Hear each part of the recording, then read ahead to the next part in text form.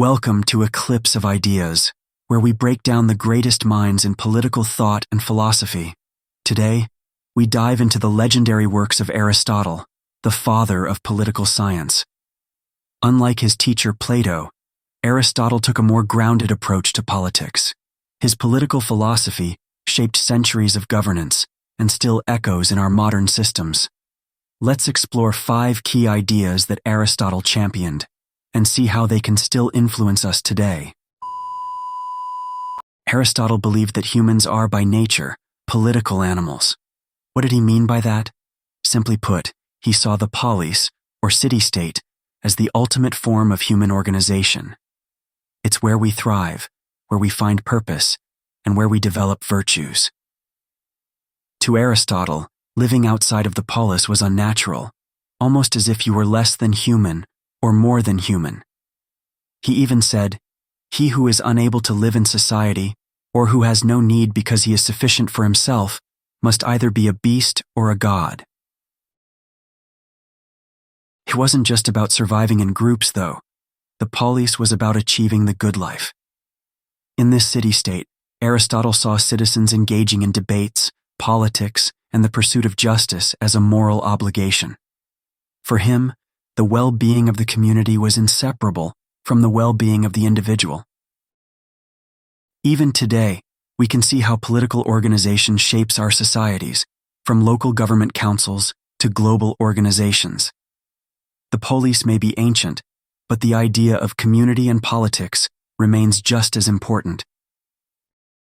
Now let's talk about citizenship, a concept Aristotle deeply cared about. To him, not everyone in the polis was considered a citizen. A citizen wasn't just someone who lived in the city-state. Citizenship came with the responsibility to participate in politics and contribute to the common good.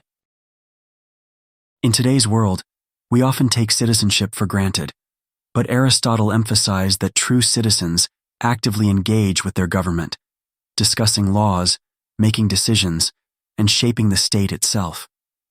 It's not just a passive status, but an active role. While Aristotle had a restricted view of who could be a citizen, excluding women, slaves, and non-landowners, his focus on political participation as the core of citizenship has a powerful message for us today. Are we truly participating in our political systems, or are we just spectators? Aristotle was not a fan of one-size-fits-all government. Instead, he classified different types of regimes, each with its strengths and weaknesses. He identified 3 good forms of government: monarchy, aristocracy, and polity. But here's the twist. Each of these could easily fall into its corrupted counterpart. A monarchy could turn into tyranny, an aristocracy into an oligarchy, and a polity into a democracy, which Aristotle didn't entirely approve of. For Aristotle, the best government was one that was stable and served the common interest.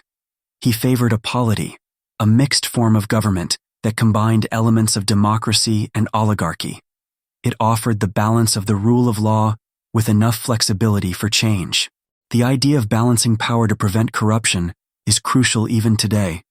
Many modern political systems, like the U.S. Constitution's system of checks and balances, reflect Aristotle's desire to prevent power from tipping too far in one direction. Ethics and politics were deeply intertwined for Aristotle. He argued that the role of the state wasn't just to enforce laws or protect property. It was to help its citizens become virtuous. In Aristotle's view, the purpose of politics was to cultivate virtue in individuals, helping them to lead the good life. The state had a moral responsibility to guide citizens toward becoming the best versions of themselves. This may seem idealistic, but think about how modern governments promote education, health, and public welfare. These aren't just services. They are tools for helping citizens lead fulfilling, virtuous lives. Aristotle's belief that political structures should foster personal development can be seen in our modern-day discussions around the role of government in personal freedom and public welfare. Aristotle was a firm believer in the rule of law. He argued that laws should govern the state, not individuals. Why? Because humans are fallible and prone to corruption. Laws, when created with justice in mind, act as a safeguard against the whims of rulers. In a state where the law reigns supreme, the community thrives because there's fairness, accountability, and equality. Rulers are bound by the same laws as everyone else, preventing the abuse of power. This philosophy resonates in today's democracies, where the rule of law is considered sacred. Without it, we risk the rise of authoritarianism, where individual rulers may put personal gain above the common good. Aristotle's political philosophy may have originated in ancient Greece, but his ideas on citizenship, governance, virtue, and law have stood the test of time. Whether it's the importance of participating in politics, the necessity of balanced government, or the role of law in society, Aristotle's thoughts continue to shape modern-day democracies. Thank you for joining us on this journey through Aristotle's political philosophy. What do you think? Are Aristotle's ideas still relevant today? Drop your thoughts in the comments below, and don't forget to like, share, and subscribe to Eclipse of Ideas for more explorations into the world's greatest minds.